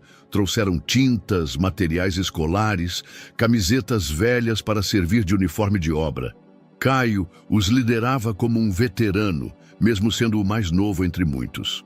Fotos foram tiradas. Um vídeo curto mostrando o trabalho coletivo começou a circular entre os grupos de alunos. Depois, entre professores. Em pouco tempo, o projeto já tinha um nome não oficial: Espaço do Caio. Mas quando tudo parecia deslanchar, veio o freio. 2 vereadores locais apareceram no terreno, acompanhados de um homem engravatado. Isso aqui é área pública de interesse estratégico, disse um deles. Está sob análise para projeto habitacional. Recebemos denúncia de ocupação irregular, completou o outro. Caio tentou explicar. Falou da limpeza, do sonho, das crianças. O homem engravatado ouviu em silêncio, mas anotava em uma prancheta com expressão cética. Precisamos revisar a documentação, afirmou. Até lá, qualquer intervenção aqui está suspensa. Nos dias seguintes, boatos tomaram o bairro. Disseram que vão murar o prédio. Vão demolir e vender o terreno. O garoto mexeu com gente errada. Dessa vez foi Dona Aparecida quem puxou Caio para a realidade. Filho, você vai deixar isso parar? Não posso ir contra político, mãe. Pode ir com o povo. E às vezes isso faz mais barulho. Inspirado pelas palavras, Caio pediu ajuda ao professor Fernando e organizou uma nova ação, uma mobilização. Fez um vídeo com os colegas pedindo apoio. Mostrou crianças lendo em voz alta num canto da sala, vizinhos ajudando a pintar. O vídeo viralizou, não como antes, mas o suficiente para chamar a atenção de pessoas com voz. Doações começaram a chegar. Um professor universitário ofereceu consultoria. Um engenheiro se prontificou a fazer o laudo estrutural gratuitamente. Um advogado da Associação de Moradores analisou a situação jurídica do terreno. Estava, de fato, abandonado havia mais de 10 anos e não constava em projeto de habitação registrado. Munido de apoio e documentos, Caio voltou à prefeitura, dessa vez com gente ao lado.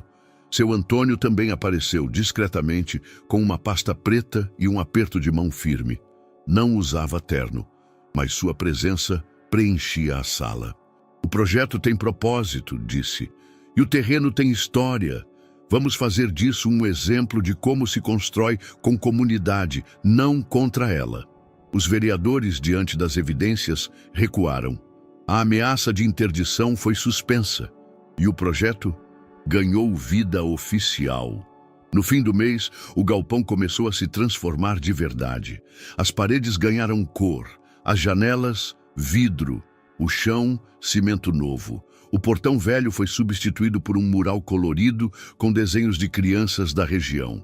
E no centro dele, pintado com letras grandes, lia-se: "Aqui a esperança virou casa." O cheiro de cimento molhado misturava-se com o de tinta fresca e o calor do corpo humano em movimento. Era uma terça-feira qualquer, mas o galpão abandonado da Rua dos Pinheiros havia deixado de ser um prédio velho. Tornara-se um organismo em plena transformação. Logo às 7 horas, Caio chegou com as mangas da camisa dobradas até os cotovelos e luvas de obra emprestadas por um pedreiro amigo. Seu Antônio já estava lá, observando tudo com olhos de quem enxerga além do concreto. Um mestre de obras coordenava a equipe, mas boa parte do trabalho era feita por voluntários, e muitos deles, moradores do próprio bairro. Caio não apenas ajudava. Ele carregava tijolos, empilhava sacos de cimento, limpava trilhas de sujeira com rodos improvisados. Os braços ardiam, os ombros latejavam, mas dentro dele algo crescia. "Ô moleque, já tá achando que é operário?" brincou um dos ajudantes, sorrindo. "Sou operário de futuro." Risos, palmas. A frase virou lema.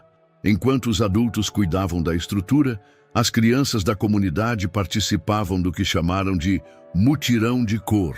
Pincéis nas mãos, potes de tinta nas beiradas e muros servindo de telas. Cada parede ganhava uma cor diferente: azul, amarelo, verde, laranja, um arco-íris urbano. Em uma lateral foi criado um mural. Nele, as crianças desenhavam suas casas, suas escolas, seus sonhos. Uma menina escreveu com letras grandes: "Aqui é onde minha cabeça vai mais longe."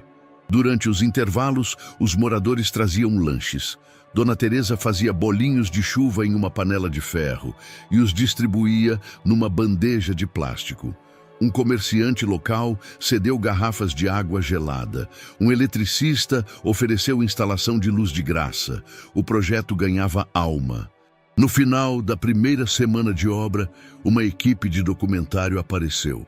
Não eram de nenhuma emissora grande. Eram jovens, com câmeras na mão e ideias na cabeça. "O que estão fazendo aqui é bonito demais para ficar só no bairro", disse a diretora, uma mulher de voz suave e olhos curiosos. "Queremos contar essa história, mostrar o processo, as mãos sujas, os sorrisos que nascem junto com o prédio." Caio hesitou. Ainda desconfiava de lentes apontadas demais para si, mas seu Antônio assentiu. "Eles vão mostrar o que a cidade esqueceu, que transformar começa na esquina, não no gabinete." Durante os dias seguintes, as câmeras registraram tudo: o som do martelo, o balde de tinta virando, a criança escorregando e rindo, o tijolo que cai e se parte, mas depois vira alicerce. Capturaram Caio ensinando matemática básica a um grupo de pequenos com um quadro feito de papelão e giz de cera. Capturaram Dona Aparecida organizando as doações de livros com carinho, limpando capa por capa com um pano úmido. Capturaram seu Antônio sentado em um banco de madeira, sujo de tinta nas calças, sorrindo ao ver as janelas finalmente livres das tábuas. Na terceira semana, a parte elétrica foi concluída. Luz voltou a acender nos corredores. O banheiro foi reformado, a cozinha adaptada para servir refeições simples. Uma sala foi separada para leitura, com tapetes, almofadas e estantes improvisadas. Outra virou espaço de arte. A quadra externa estava quase pronta, com traves recicladas e redes doadas por um clube esportivo do centro. Cada canto do centro educacional trazia uma marca da comunidade. Nada ali era genérico, cada prego tinha nome, cada cor tinha história. Caio, exausto após uma tarde inteira carregando placas de madeira, sentou-se no degrau da entrada. Ao seu lado, uma menina de 7 anos com as mãos sujas de tinta verde disse: "Eu nunca vi um lugar tão bonito." Ele sorriu. "E olha que ainda nem está pronto, mas já parece um sonho." Nesse instante, ele entendeu.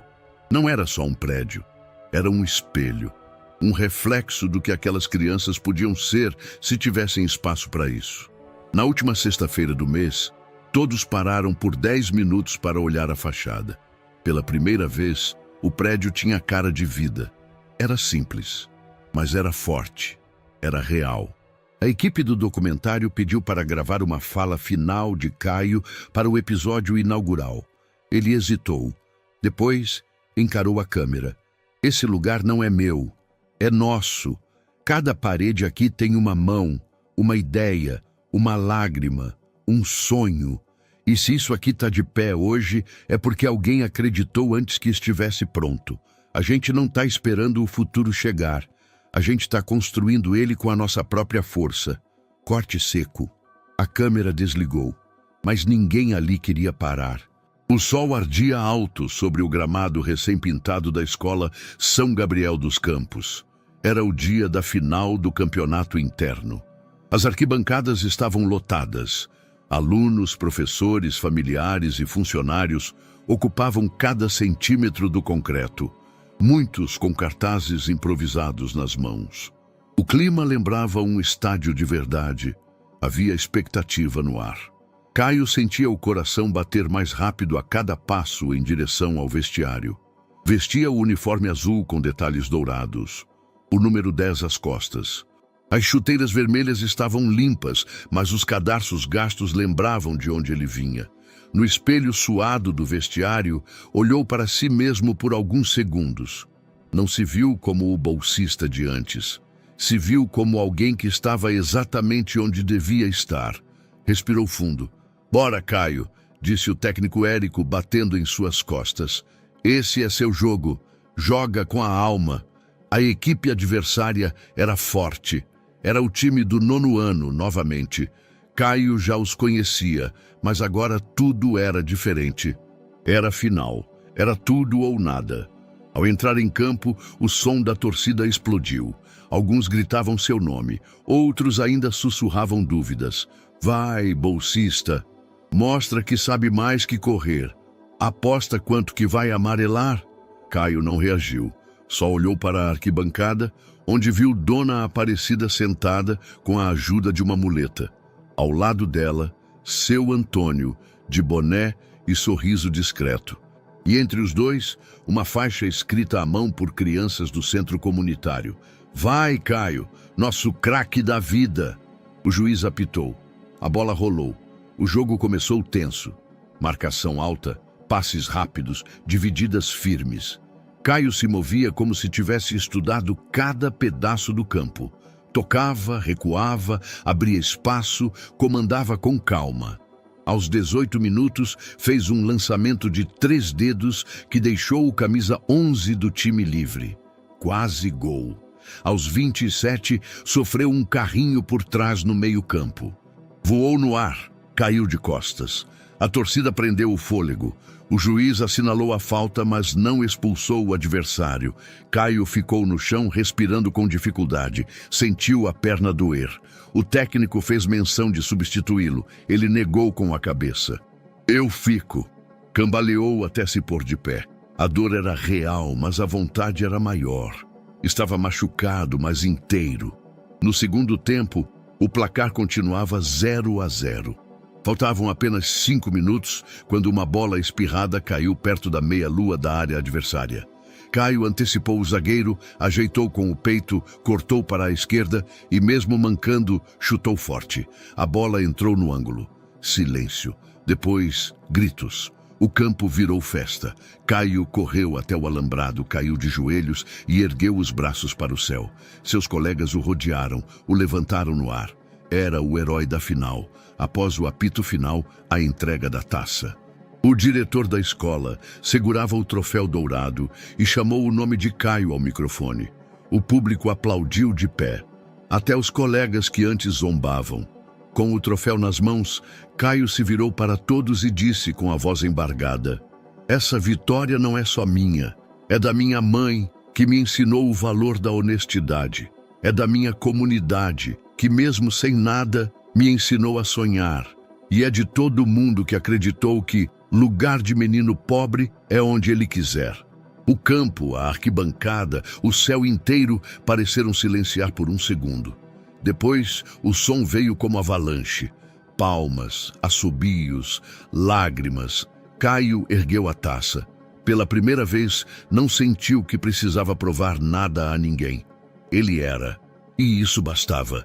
Era uma tarde nublada quando o convite chegou. Envelopado em papel timbrado, com selo metálico e o logotipo de uma conhecida marca esportiva no canto superior. A carta fora entregue à direção da escola, com instruções para ser passada diretamente a Caio Silva. No bilhete que acompanhava o documento, uma frase chamava a atenção: quando talento e oportunidade se cruzam, o mundo se abre. Caio leu tudo em silêncio no corredor, enquanto os outros alunos saíam das aulas. As mãos suavam. O texto era direto, elegante, persuasivo. A marca atlética, referência internacional em formação de jovens atletas, tem acompanhado sua trajetória com admiração. Queremos convidá-lo para integrar nosso programa de desenvolvimento de talentos. Isso inclui mudança para a capital, formação integral em centro especializado, apoio financeiro mensal e projeção nacional. A última frase o prendeu. Para maior alinhamento de imagem, recomendamos distanciamento de qualquer envolvimento com iniciativas informais em comunidades carentes. Caio leu de novo. E mais uma vez. Aquilo era real. Era a chance que muitos sonhariam em ter: estrutura profissional, visibilidade, dinheiro, mas o custo era alto demais. À noite, em casa, contou tudo à mãe. Dona Aparecida estava sentada, descascando batatas com um pano de prato no ombro. Ouviu em silêncio, sem interromper. Quando ele terminou, ela enxugou as mãos, se sentou ao lado do filho e olhou bem nos olhos dele. E o que você sente? Caio hesitou. É tentador. Eles oferecem tudo. Menos quem eu sou. Ela sorriu com doçura. Filho, eles te viram brilhar, mas só querem metade de você. Querem o jogador, mas não o menino do centro, não o filho de Aparecida, não o líder da comunidade. Acham que estar perto de onde eu vim suja a imagem deles? Pois então, que aprendam a limpar o próprio olhar, porque você já vale muito como é, e quem tenta te lapidar demais esquece que diamante bruto brilha sozinho. O silêncio que seguiu foi mais eloquente que qualquer argumento. Caio olhou para as paredes simples da casa, para o centro educacional que via pela janela, já quase pronto, para os livros, os sonhos, os pequenos que acreditavam nele. A resposta cresceu como raiz. Firme. Eu vou recusar. No dia seguinte, marcou a reunião com os representantes da marca, que vieram com gravatas justas, pastas de couro e sorrisos automáticos. No refeitório da escola, Caio explicou com calma. Agradeço o reconhecimento, mas não posso aceitar. Não se pode trocar a alma por um contrato. Os olhares à mesa congelaram. Tem certeza, Caio? É uma oportunidade que pode mudar tudo. Eu já mudei tudo, aqui, com as pessoas que importam, e não vou deixar ninguém cortar a parte mais verdadeira de mim só para caber em vitrine de loja. Os homens fecharam as pastas com pressa. Disfarçaram a frustração com formalidade. Desejamos sorte no seu caminho. Eu já tenho, respondeu. Naquela noite, no centro educacional recém-iluminado, Caio reuniu um grupo de crianças e contou a história da proposta. Sem vaidade.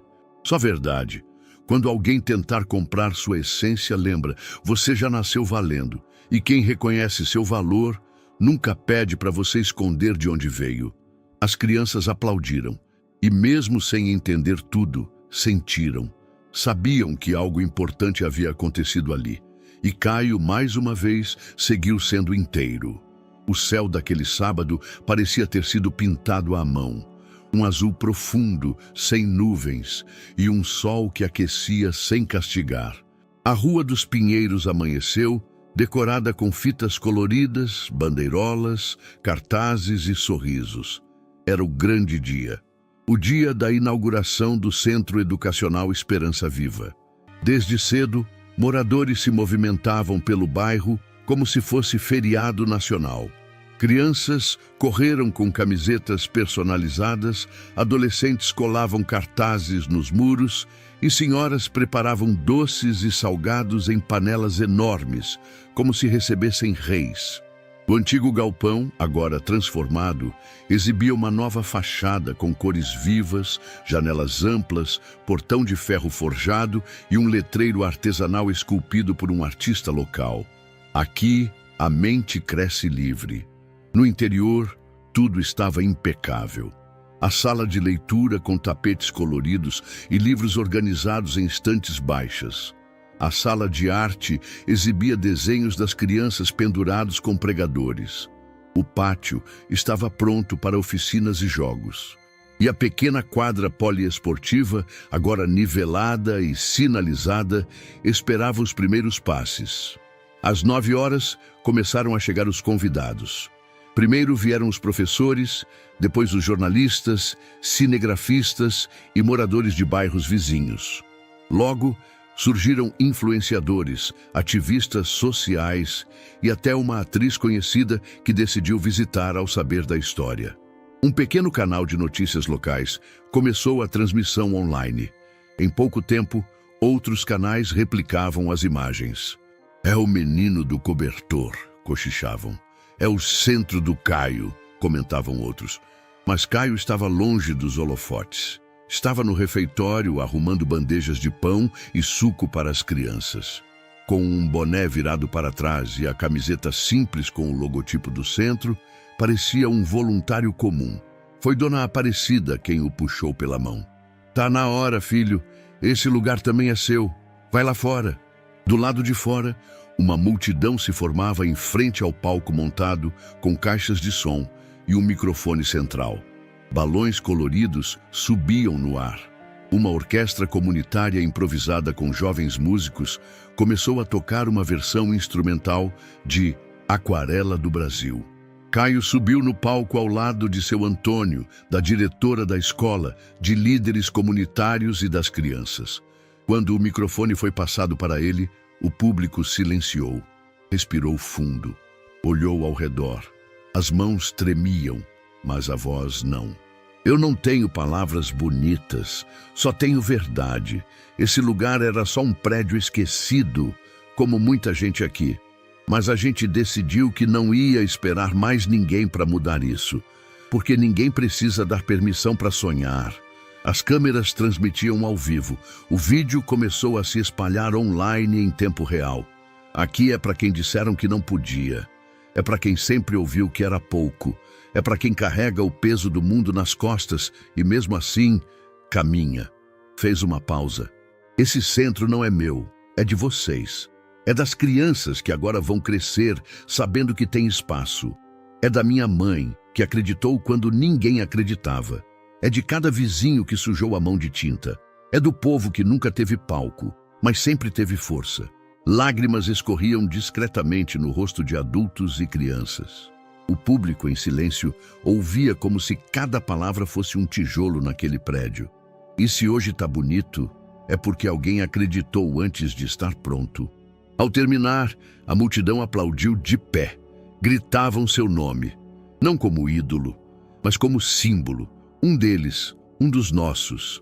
O vídeo do discurso logo alcançou as plataformas digitais, sendo compartilhado por professores, jornalistas, estudantes, mães. O menino do cobertor agora entrega futuro, dizia uma legenda. Em poucas horas, o trecho alcançava milhões. Mas nada disso importava mais do que a cena que veio em seguida. As crianças invadiram o centro correndo. Foram direto para a biblioteca, para os jogos, para os lápis de cor. E Caio, vendo isso, apenas sorriu. Ali, naquele momento, soube. Não era mais sobre ele. Era sobre tudo o que viria depois. As manhãs na Rua dos Pinheiros já não começavam com o som abafado de portas rangendo ou rádios tocando alto. Agora, o som que dominava era outro. O riso de crianças atravessando o portão azul do Centro Educacional Esperança Viva. Poucos meses haviam se passado desde a inauguração, mas a mudança no bairro era visível. Era como se a poeira de anos tivesse dado lugar a uma nova estação, silenciosa, paciente e cheia de pequenos brotos. Logo às 8 horas, as primeiras crianças chegavam com mochilas nas costas e brilho nos olhos. Algumas vinham sozinhas, outras acompanhadas dos pais, que agora faziam questão de participar. As oficinas aconteciam simultaneamente em salas diferentes. Na sala de leitura, meninos e meninas se reuniam em roda, ouvindo histórias contadas por Dona Aparecida, que agora trabalhava como mediadora no centro. Usava óculos novos e um avental colorido com bolsos cheios de marcadores. Na sala de música, um artista local ensinava ritmos de percussão usando baldes, latas e instrumentos reciclados. O batuque ecoava como batida de coração coletivo. Na área de esportes, adolescentes treinavam futebol com os voluntários da escola onde Caio estudava. A quadra, antes um chão irregular, agora tinha linhas marcadas e rede firme. Pais e mães, antes distantes, começaram a se envolver. Um grupo de mulheres se organizou para oferecer merendas uma vez por semana. Um senhor que por anos se isolara começou a cuidar do jardim. Um jovem grafiteiro propôs um mural novo a cada mês. Era como se o centro tivesse acordado uma parte adormecida do bairro. Caio, agora com o corpo mais crescido e os olhos mais serenos, caminhava entre as salas, observando tudo. Já não precisava dizer o que fazer. As pessoas se moviam por vontade própria. O espaço tinha vida própria. Um dia, ao chegar mais cedo, viu uma menina no corredor tentando escrever o próprio nome em uma folha de cartolina. "Posso ajudar?" perguntou, ajoelhando ao lado dela. "É para pendurar no mural." "Quem eu sou?" disse a tia da sala. "Mas eu não sei direito ainda." Caio pegou o lápis, apontou a ponta e sorriu. "Às vezes, a gente descobre quem é enquanto escreve." Outro dia, durante uma apresentação de teatro feita pelos alunos, uma peça chamada O Menino do Cobertor foi encenada. Sem maquiagem, sem figurino caro, mas com verdade. Quando a criança que fazia o papel de Caio ofereceu o cobertor a um ator vestido de velho, o público chorou. E Caio, escondido ao fundo, entendeu a dimensão simbólica do que havia plantado. Às sextas-feiras, o centro recebia apresentações culturais. Músicos de rua, poetas, artistas visuais, dançarinos. O pequeno palco montado no pátio virou vitrine de talentos esquecidos. As pessoas não apenas assistiam, participavam. Certo fim de tarde, enquanto fechava o centro com a chave na mão, seu Antônio apareceu. Estava mais magro, mas com o mesmo olhar atento. Como você vê tudo isso agora, Caio? Como um campo cheio de sementes. Algumas já nasceram, outras vão demorar, mas estão todas ali, prontas. E você? Caio olhou para o céu, depois para o chão. Pensou por alguns segundos. Eu achava que ia mudar o mundo com um gesto. Agora vejo que o mundo muda é com muitos. E um pão. Seu Antônio sorriu. Você entendeu. O impacto não está só no que se fez. Está no que continua depois que a gente sai da sala. Mais tarde, sentado ao lado da mãe no banco da varanda, Caio observava as luzes do centro acesas. Crianças corriam no pátio. Uma música suave tocava ao fundo. E o cheiro de bolo assado escapava da cozinha improvisada. Nunca pensei que um dia a gente ia ver isso, mãe. E tudo porque você não virou o rosto. Tudo porque você me ensinou a olhar. Ela o abraçou.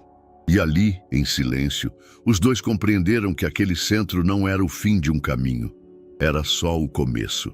O convite chegou em um envelope branco, com um brasão em alto relevo no canto. Caio recebeu das mãos da coordenadora da escola, que havia guardado o envelope com cuidado. O remetente, uma editora conhecida por publicar biografias e histórias inspiradoras. Dentro, uma carta. Prezados, acompanhamos com grande admiração o impacto gerado pela trajetória de Caio Silva. Acreditamos que sua história é mais do que um exemplo. É um farol.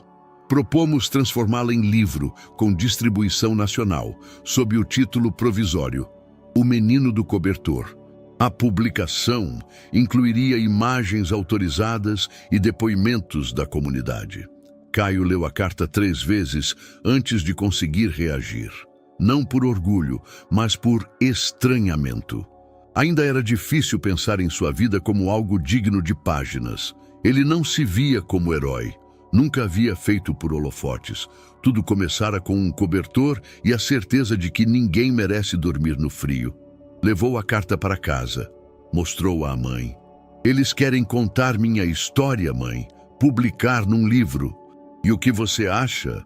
Eu não sei. Parece demais. Tanta gente faz coisa bonita e nunca vira notícia, nem parágrafo. Ela sorriu, pousando a mão sobre a dele. Às vezes, filho, a sua história vira livro para lembrar outras pessoas de que a delas também pode. No dia seguinte, Caio marcou uma reunião com a editora. Foi ao centro da cidade com as mãos suadas, mas postura firme. Ao chegar, foi recebido com café e sorrisos respeitosos. Queremos contar sua trajetória com dignidade, Caio, disse uma das editoras, uma mulher de cabelo grisalho e fala serena. A ideia não é te vender como milagre. É mostrar como o ordinário, quando feito com coragem, vira extraordinário.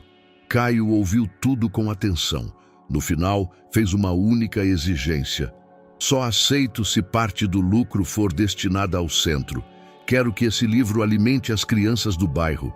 Que compre livros, lápis, refeições. Que sirva a outros, não só a mim. A proposta foi aceita sem hesitação.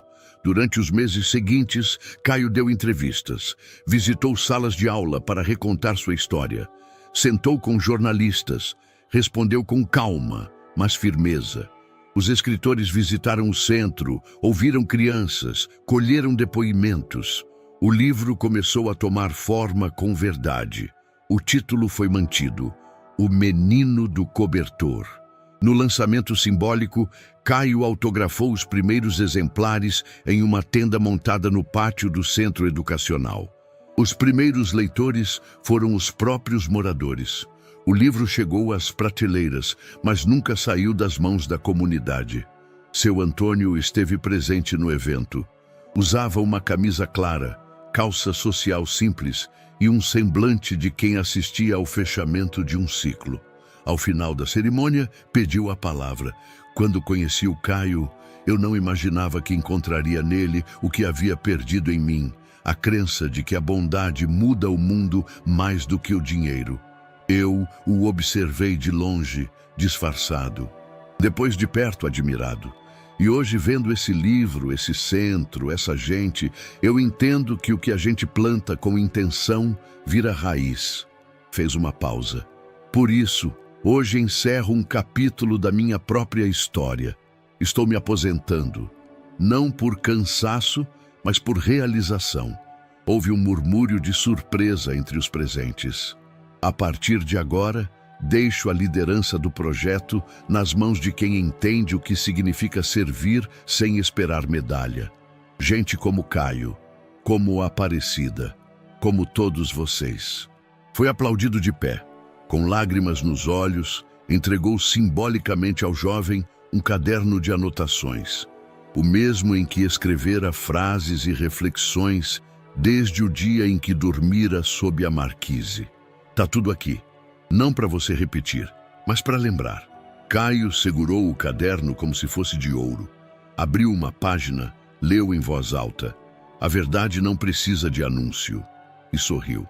Naquela noite, a lua parecia maior, a rua mais leve. E no portão do centro, uma nova placa fora colocada por crianças e vizinhos.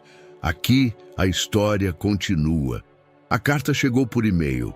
Caio abriu com as mãos trêmulas, o coração martelando no peito como tambor de escola de samba. O assunto era simples. Resultado: Processo Seletivo Universidade Federal do Rio de Janeiro. Curso de Pedagogia Social e Comunitária. Clicou. Leu. A primeira palavra parecia gritar da tela. Parabéns. Caio não se mexeu por um segundo. Apenas encarou a tela. Era real. Ele havia sido aceito. Levantou devagar, como quem teme que o chão escape, foi até o centro educacional e procurou a mãe. Passei, mãe. Dona Aparecida parou o que fazia. Estava organizando uma nova estante de livros. As mãos tremiam. Os olhos brilharam. Eu sabia. Ela o abraçou com força. O centro estava silencioso, mas ali, naquele abraço, ecoava o som de todas as vezes em que os dois acreditaram mesmo quando não parecia possível. Nas semanas seguintes, a notícia se espalhou. Professores da escola o parabenizaram. Alunos do centro fizeram cartazes com frases como "Nosso professor virou universitário". Alguns moradores fizeram questão de entregar presentes simples: um caderno novo, uma caneta especial, uma mochila reforçada. E o livro, O Menino do Cobertor, foi oficialmente lançado nas principais livrarias do país. Críticas elogiaram a autenticidade, o impacto social, a simplicidade. Mas nas redes, o que mais se compartilhava era um trecho do discurso de Caio no lançamento. Esse livro não é sobre mim, é sobre o que acontece quando a gente não desiste, quando mesmo com medo a gente escolhe continuar. Quando mesmo com pouco, a gente divide. É sobre como um cobertor e um pedaço de pão podem aquecer o mundo inteiro, se vierem do lugar certo. O vídeo viralizou. Milhares de comentários, compartilhamentos, mensagens, mas Caio continuava o mesmo. Sempre no centro, sempre entre as crianças, ouvindo mais do que falando, até que chegou o último dia. Com a mochila pronta e a passagem de ônibus na mão, Caio decidiu fazer uma última visita ao centro antes de viajar. Entrou cedo, sem avisar. O portão estava entreaberto. A luz do sol entrava pelas janelas da biblioteca, onde duas meninas liam em voz alta. Caminhou até o pátio. O chão ainda guardava as marcas de bolas, pés pequenos e passos apressados. E então viu um idoso, seu Genival, o mesmo que anos antes havia emprestado o Fusca para levar sua mãe ao hospital. Tentava alcançar algo no alto da parede externa. Uma criança pequena, magra, de chinelo, observava. Sem dizer nada, o menino correu, arrastou um caixote e ajudou o senhor a alcançar o objeto, um banner que havia se soltado do mural. Depois, segurou firme para que o idoso prendesse de volta com fita. Pronto, agora ninguém tropeça mais, disse o menino sorrindo. Caio parou. A cena congelou no tempo. Não era ele quem ajudava agora. Era alguém que tinha visto, alguém que aprendera. E ali, sem palavras, ele sorriu. Um sorriso cheio, de canto de boca e de alma. O mesmo sorriso que seu Antônio lhe dera certa vez, debaixo de uma marquise. Antes de sair, passou pela porta e deixou um bilhete na recepção. Não é um adeus, é só mais uma semente. E partiu. O ônibus o levou pela cidade até onde o horizonte encontrava o novo. E o centro educacional, naquele dia, acendeu suas luzes sozinho, porque as raízes haviam ficado, e as mãos que vieram depois já sabiam o que fazer. E aí, o que achou dessa história emocionante? Compartilhe sua opinião nos comentários, adoraríamos saber o que você pensa. Não se esqueça de deixar seu curtir no vídeo para nos apoiar e de se inscrever no canal. Até a próxima!